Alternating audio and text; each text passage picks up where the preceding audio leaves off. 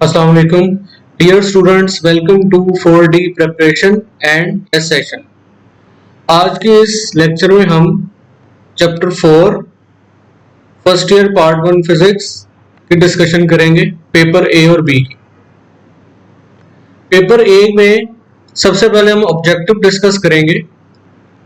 Question number 1 है, in system international the unit of work is joule. Question number 2 है, if the direction of force is perpendicular to the direction of motion of a body, then work done is A है minimum, maximum, zero and infinity।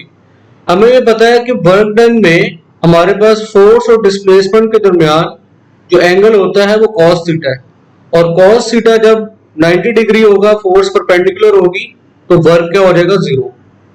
Question number 3 है, which of the following forces does no work।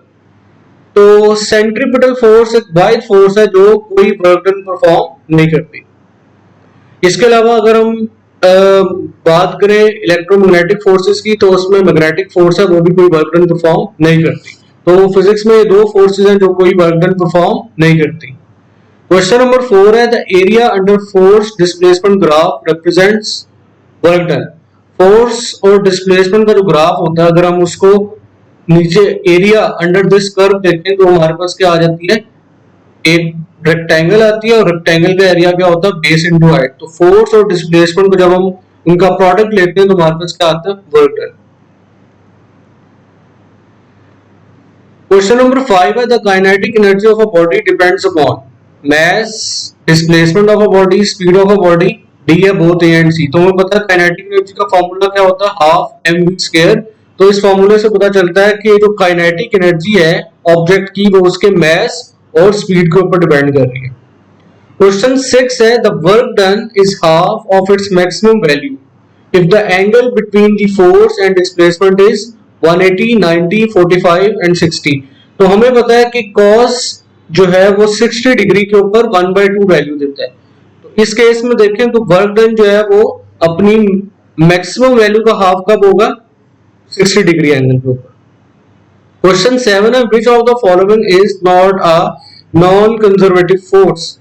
तो non conservative force जो है हम देख रहे हैं कि इनमें नॉर्मल फोर्स में नॉन कंजर्वेटिव फोर्स है, एयर रेजिस्टेंस भी है और फ्रिक्शनल फोर्स भी है, जबकि इलेक्ट्रिक फोर्स जो है वो क्या कंजर्वेटिव फोर्स है। और कंजर्वेटिव फोर्स को हम कैसे डिफाइन करते हैं कि ऐसी फोर्स जो एक ऑब्जेक्ट को डिस्प्लेस करे किसी क्लोज पाथ में तो उसका वर्क डन क्या है, जीरो है, या वो उसका जो वर्क डन हो वो पाथ के क्या हो, इंडिपेंडेंट हो। जबकि नॉन कंजर्वेटिव फोर्स क्या होती है, ये ऐसी फोर्स होती है जो किसी भी ऑब्जेक्ट को जब डिस्प्लेस करती है किसी क्लोज पाथ में तो उसका वर्क डन जो है वो पाथ के ऊपर डिपेंड कर रहा होता है। क्वेश्चन 8 है, if a spring is compressed the work done on it equals the increase in its kinetic energy, momentum, force, elastic potential energy. तो इलास्टिक पोटेंशियल एनर्जी इसका राइट ऑप्शन है। शॉर्ट क्वेश्चंस की तरफ आते हैं। क्वेश्चन नंबर 1 है, a person holds a bag of groceries while standing still talking to a friend. एक आदमी है, उसने ग्रोसरीज का बैग उठाया हुआ है लेकिन वो खड़ा है, कोई डिस्प्लेसमेंट कवर नहीं कर रहा है और वो अपने दोस्त से बात कर रहा है। ये दो सिचुएशन है। पहली सिचुएशन ये है। दूसरी सिचुएशन है, a car is stationary with its engine running. From the standpoint of work how are these two situations are similar. किस तरह से ये दो सिचुएशन सिमिलर है, दोनों केसेस में डिस्प्लेसमेंट जीरो है और वर्क डन जो है वो किसके ऊपर डिपेंड करता है, फोर्स इनटू डिस्प्लेसमेंट। तो जब डिस्प्लेसमेंट जीरो है तो ओवरऑल जो वर्क डन जो है वो क्या हो जाएगा, जीरो। तो इस तरह से ये दोनों सिचुएशन सिमिलर हैं कि इनमें वर्क डन क्या है, जीरो। क्वेश्चन नंबर 2 है, in which case is more work done when a 50 kg bag of books is lifted through 50 centimeter or when a 50 kg crate is pushed through 2 meter across the floor with a force of 50 newton। तो हमारे पास दोनों cases में जब हम work done वाला जो formula जो है वो यूज करेंगे वो क्या होगा, W is equal to mgh। और जब हम इसमें वैल्यूज प्लग इन करेंगे तो हमारे पास जो वर्क डन है फर्स्ट केस में वो क्या होगा, ग्रेटर होगा as compare to second case. तो W1 is greater than W2, या एंड में लिख भी सकते हैं। Define work explain when it is maximum and when it is zero. Work को हम डिफाइन करते हैं कि ये क्या है, it is the product of applied force and the component of displacement in the direction of force. तो W जो है वो किसके इक्वल आया था, FD cos ऑफ थीटा। अब cos ऑफ थीटा की वैल्यू मैक्सिमम कब होती है, जब एंगल क्या होता है 0 डिग्री फोर्स और डिस्प्लेसमेंट के दरमियान, और ये 0 कब होता है, जब एंगल क्या होता है 90 डिग्री, यानी जब फोर्स और डिस्प्लेसमेंट के दरमियान एंगल 90 डिग्री हो, फोर्स परपेंडिकुलर हो डिस्प्लेसमेंट के, तब ये 0 है, और जब वो पैरेलल होंगे तब वर्क क्या होगा, मैक्सिमम होगा। क्वेश्चन 4 है, an object has 1 joule of potential energy, explain what does it mean. अगर एक ऑब्जेक्ट के पास 1 जूल पोटेंशियल एनर्जी है तो इसका मतलब यह है it has ability to do work of 1 joule when a force of 1 newton is applied and the object covers a displacement of 1 meter under the action of this force। ये उसका मतलब है। देन यानी बॉडी है, जो body है उसमें ability है वो इतना जो है वो वर्क डन करे 1 जूल का, जब उसके पास 1 न्यूटन फोर्स उसके ऊपर अप्लाई की जाए और वो 1 मीटर का डिस्प्लेसमेंट कवर करे in the direction of force. Question 5 है, define joule using formula for the work done. ये बिल्कुल ऐसे ही है, हमें पता है कि जो W है वर्क डन जो किसके इक्वल होता है, फोर्स इनटू डिस्प्लेसमेंट। अब वर्क का यूनिट क्या है, जूल।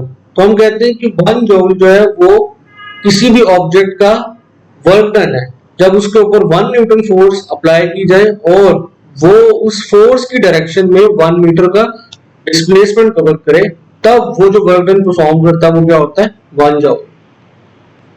अगला है, when a rocket re-enters the atmosphere its nose cone becomes very hot, where does this heat energy come from. Atmosphere में हमें पता है डस्ट पार्टिकल्स हैं और दूसरे जो है वो वाटर वेपर्स भी एग्जिस्ट करते हैं। तो जब रॉकेट एंटर होता है एटमॉस्फेयर में तो ये पार्टिकल्स जो है वेपर्स उसके साथ क्या करते हैं, कोलाइड करते हैं, और कोलिजन की वजह से हमें पता है हीट एनर्जी जो है वो प्रोड्यूस होती है। तो ये हीट एनर्जी वहां से आती है इनके डस्ट पार्टिकल, वाटर वेपर्स और नोज कोन जो रॉकेट है उनकी साथ जो कोलिजन होता है उसकी वजह से ये हीट एनर्जी आती है। What is meant by kilowatt hour. Kilowatt hour जो है हम उसको डिफाइन करते हैं, it is the work done जब आपके पास जो है पावर 1 किलोवाट जो हम ट्रांसमिट करते हैं या मेंटेन रखते हैं इन 1 आवर में। जब आपका करते हैं एक वर्क डन, कोई भी ऑब्जेक्ट परफॉर्म कर रहा है तो वो अपनी जो है वो पावर को एस्टेब्लिश करे इन 1 आवर में। तो 1 किलोवाट आवर जो होता है वो किसके ऊपर होता है, 3.6 मेगा जूल। ये किस तरह से आता है, हम किलो की वैल्यू लिखते हैं 1000, वर्क जो है वो वैसे ही रहेगा, और over what, sorry this is what ये इस तरह से रहेगा, एंड ओवर 1 ओवर जो होता है वो किसके इक्वल होता है 3600 सेकंड्स। तो जब आप इसको साइंटिफिक नोटेशन में लिखेंगे तो हमारे पास क्या आएगा, 3.6 10⁵ 10⁶ जूल। वैसे ही आपके पास 5 zeros होंगे, आप इसको जब 10 के ऊपर डिवाइड कर देंगे तो आपके पास आंसर क्या आ जाएगा, 3.6 मेगा जूल। तो हम ये कहेंगे कि 1 किलोवाट आवर जो है वो बेसिकली क्या होता है, 3.6 मेगा जूल, क्योंकि ये वर्क है, वर्क का यूनिट है, तो इसका यूनिट क्या आएगा, जूल, और मेगा जो है प्रीफिक्स है, यानी ये बिगर यूनिट ऑफ एनर्जी है। Proof the relation power is equal to dot product of force and velocity. अब यहाँ पे बात जो है वो देखने वाली है कि पावर जो है वो फोर्स और वेलोसिटी का क्या होता है, डॉट प्रोडक्ट होता है। तो यहाँ पर हम इसको इसी तरह से ड्राइव करेंगे, पावर जो है वो वर्क डन पर यूनिट टाइम है, तो वर्क डन पर यूनिट टाइम जो है वो क्या होता है, फोर्स इनटू डिस्प्लेसमेंट, और डिस्प्लेसमेंट पर यूनिट टाइम जब आप यहाँ पे लिमिट लगाएंगे, लिमिटिंग वैल्यू इसमें डेल्टा टी अप्रोच कर रहा हो 0 को, तो हमारे पास वेलोसिटी की डेफिनेशन आ जाएगी। क्वेश्चन नंबर 9 है, a girl drops a cup from a certain height which breaks into pieces but energy changes are involved। तो जब कप जो है वो हाइट के ऊपर होगा तो इट हैज पोटेंशियल एनर्जी, और when cup drops from a certain height it's potential energy changes into kinetic energy, और वो साउंड भी प्रोड्यूस करता है जब फ्लोर के साथ स्ट्राइक करता है। So kinetic energy, sound energy and heat energy. तो इसका सीक्वेंस इस तरह से बनेगा कि potential energy is converted into kinetic energy, heat energy and sound energy. Define conservative and non conservative forces. हमने पहले ही बताया कि कंजर्वेटिव फोर्स एक ऐसी फोर्स होती है जो किसी क्लोज पाथ के अंदर जो वर्क डन करती है, वो वर्क डन जो होता है वो पाथ के इंडिपेंडेंट होता है, यानी पाथ चेंज करने से वर्क डन जो है वो चेंज नहीं होता। जबकि नॉन कंजर्वेटिव फोर्सेस में इसका उल्टा होता है, वर्क डन जो होता है वो पाथ के ऊपर डिपेंड करता है। इसकी एग्जांपल्स में आप लिख सकते हैं कंजर्वेटिव फोर्सेस में इलेक्ट्रिक फोर्स है, मैग्नेटिक फोर्स है, जबकि नॉन कंजर्वेटिव फोर्सेस में फ्रिक्शनल फोर्स है एंड नॉर्मल फोर्स है। लॉन्ग क्वेश्चंस है, attempt the following questions. What is conservative field? Show that gravitation field is a conservative। ये आपने उस तरह से ही डिफाइन करना है कि कंजर्वेटिव फील्ड क्या होती है, जिसमें वर्क डन जो होता है वो independent of the path follow होता है। और आपने फिर इसमें 3 केसेस डिस्कस करने हैं जिसमें आपने वर्क डन को शो करना है कि वो इंडिपेंडेंट है पाथ फॉलो पे। क्वेश्चन बी है, a 70 kg man runs up along flight of stairs in 4 seconds. The vertical height of the stage is 4.5 meter. Calculate its power output in watts। तो आपने यहाँ पे पावर का जो है वो फॉर्मूला लगाना है, power is equal to work done पर यूनिट टाइम। क्योंकि ये यहाँ पर हाइट इन्वॉल्व है तो आप W is equal to mgh करेंगे और टाइम 4 सेकंड यूज करके आप इसका पावर आउटपुट निकाल लेंगे वॉट्स में। पेपर बी है ऑब्जेक्टिव। क्वेश्चन 1 है, the area under the force displacement graph represents. ये पहले भी हमने डिस्कस किया था, वर्क डन को रिप्रेजेंट करता है। क्वेश्चन 2 है, the work done is negative if the angle between the force and displacement is. हमें पता है कि cos थीटा जो है 180 डिग्री के ऊपर क्या होता है, नेगेटिव हो जाता है, तो यहाँ पर 180 डिग्री इसका राइट आंसर है।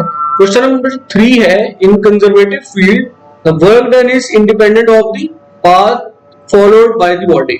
ये हम बार बार इसको डिस्कस कर चुके हैं कि कंजर्वेटिव फील्ड एक ऐसी फील्ड होती है जिसमें वर्क डन जो है वो क्या होता है, independent of the path followed होता है। क्वेश्चन 4 है, the relation between force and velocity is. यहाँ पे 4 ऑप्शन गिवन है। ऑप्शन ए है dot product of force and velocity, B cross product है, सी जो है वो क्रॉस प्रोडक्ट वेलोसिटी और एफ है, और डी जो है वो डॉट प्रोडक्ट है पावर एंड वेलोसिटी का। तो हम इसको पहले भी ड्राइव कर चुके हैं कि पावर जो है वो डॉट प्रोडक्ट होता है फोर्स एंड वेलोसिटी का। क्वेश्चन 5 है, 9 joules of work is done in 3 seconds and power is. इसको हमने सीधा सीधा डिवाइड करना है। वर्क डन की जो पावर की डेफिनेशन है, वर्क डन पर यूनिट टाइम, 9 जूल्स को 3 के ऊपर डिवाइड करेंगे तो हमारे पास 3 आंसर आएगा, 3 वॉट। क्वेश्चन 6 है, a body of mass 5 kg has 100 joule potential energy, its height from the ground is. 2 metre height होगी, ये आपने हाइट जो है वो कैलकुलेट करनी है। इसमें आपके पास वही आंसर आएगा, आपने पावर वाला जो है वो फॉर्मूला अप्लाई करना है। पोटेंशियल एनर्जी जो है वो किसके इक्वल होती है, mgh। तो पोटेंशियल एनर्जी जब mgh के इक्वल है तो पोटेंशियल एनर्जी की वैल्यू 100 जूल है।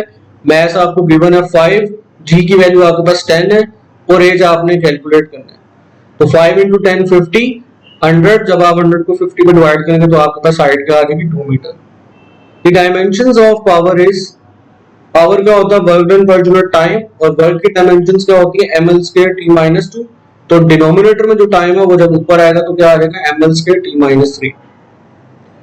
क्वेश्चन 8 है, the energy stored in a dam. इसकी बी ऑप्शन है ग्रेविटेशन पोटेंशियल एनर्जी इसका आंसर होगा। शॉर्ट क्वेश्चंस की तरफ आते हैं। क्वेश्चन नंबर 1 है, show that work done against frictional force is negative. अब फ्रिक्शनल फोर्स हमें पता है कि ऑब्जेक्ट की मोशन के ऑपोजिट क्या करती है, एक्ट करती है। तो इस केस में उन दोनों के दरमियान ऑब्जेक्ट की मोशन यानी डिस्प्लेसमेंट और फोर्स के दरमियान एंगल क्या होता है, 180 डिग्री होता है, और cos 180 डिग्री क्या होता है, नेगेटिव। तो वर्क डन क्या होता है, नेगेटिव।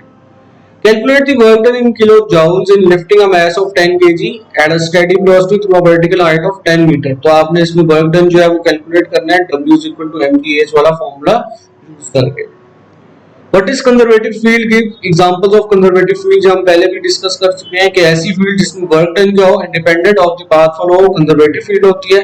और एग्जांपल्स जो मैंने आपको कहा था, इलेक्ट्रिक फील्ड है, मैग्नेटिक फील्ड है, ये कंजर्वेटिव फील्ड की एग्जांपल्स हैं। ग्रेविटेशन फील्ड क्योंकि हमारी बुक में डिस्कस हो चुका है तो आप ग्रेविटेशन फील्ड जरूर लिखें।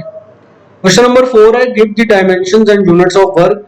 तो वर्क के यूनिट्स ये यहाँ पे मेंशन है, kg मीटर स्क्वायर और सेकंड स्क्वायर, और उसकी डायमेंशंस kg की डायमेंशन m, मीटर की डायमेंशन l स्क्वायर, और टाइम की डायमेंशंस हम क्या होंगे t-2। 5 है, how much energy do you gain from food in 1 day as compare to the energy of petrol.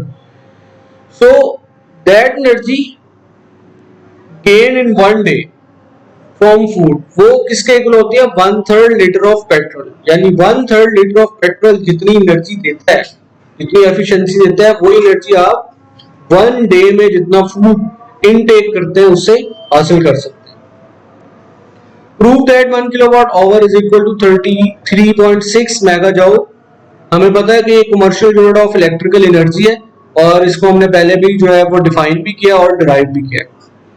Question 7 है, when an arrow is shoot from its bow, it has gained kinetic energy. अब question है from where it gets the kinetic energy। जब arrow को shoot किया जाता है तो बो के साथ जो स्ट्रिंग होती है, जब हम उसको स्ट्रेच करते हैं तो इट हैज पोटेंशियल एनर्जी।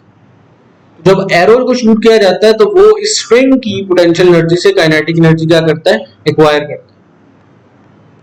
अगला क्वेश्चन है, what happens to the kinetic energy of a bullet when it penetrates into a bag of sand. तो काइनेटिक एनर्जी जो है बुलेट की, जब बुलेट स्ट्राइक करेगा बैग ऑफ सैंड के साथ पेनिट्रेट करेगा तो सैंड में जो है वो पार्टिकल्स हैं और उनके कोलिजन की वजह से उसके दरमियान फ्रिक्शनल फोर्सेस भी होंगी, तो इसकी काइनेटिक एनर्जी हीट एनर्जी में कन्वर्ट हो जाएगी उस फ्रिक्शनल फोर्सेस की वजह से। क्वेश्चन नंबर 9 है, define law of conservation of energy. तो law of conservation of energy physics का एक बहुत इंपॉर्टेंट लॉ है जिसमें हम कहते हैं कि एनर्जी जो है it can neither be created nor be destroy. Energy जो है वो ना तो क्रिएट हो सकती है ना वो डिस्ट्रॉय होती है, ये अपनी फॉर्म चेंज करती है। जैसे हम कहते हैं कि हाइट के ऊपर एक ऑब्जेक्ट है तो उसकी पोटेंशियल एनर्जी है, व्हेन इट फॉल्स डाउन तो उसकी पोटेंशियल एनर्जी जो है it is converted into kinetic energy, sound energy and heat energy. Define energy and write different forms of energy. Energy क्या होती है हम बताते हैं कि the ability of a body to do work is called energy. Different forms of energy अभी मैंने discuss किया है, पोटेंशियल एनर्जी है, काइनेटिक एनर्जी है, हीट एनर्जी है, साउंड एनर्जी है। आगे हमारे पास लॉन्ग क्वेश्चन है, discuss interconversion of kinetic and potential energy without and with friction. तो आपने इसमें जो है ये आपकी बुक का जो है वो एब्सोल्यूट पोटेंशियल एनर्जी के बाद वाला टॉपिक है जिसमें आपने एक ऑब्जेक्ट की जो है वो एक सर्टेन हाइट से पोटेंशियल एनर्जी मेजर करनी है और फिर जब वो फॉल करता है तो डिफरेंट पॉइंट्स के ऊपर, point A B and C, उसके ऊपर उसकी इंटरकन्वर्जन देखनी कि कैसे how its potential energy be converted into kinetic energy और टोटल एनर्जी की वैल्यू फाइंड आउट करनी है। क्वेश्चन बी है, force of 400 newton is required to overcome road friction and air resistance in propelling an automobile at 80 kilometre per hour, what power must the engine develop। अब power का एक relation आपने पढ़ा work done पर unit time, लेकिन एक और relation हम इस डिस्कशन में 2 बार पढ़ चुके हैं कि पावर जो होती है वो फोर्स और वेलोसिटी का डॉट प्रोडक्ट भी है। यहाँ हमें फोर्स दी हुई है 400 न्यूटन, वेलोसिटी दी हुई है 80 किलोमीटर पर आवर।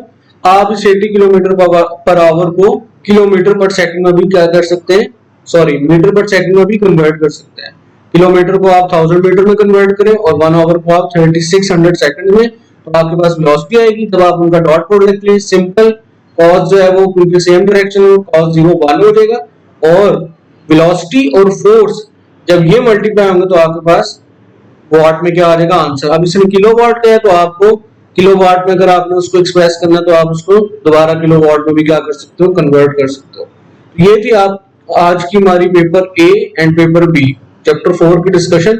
उम्मीद है ये आपके लिए क्या होगी, होपफुल होगी। इंशाल्लाह नेक्स्ट डिस्कशन में मुलाकात होगी। खुदा हाफिज़।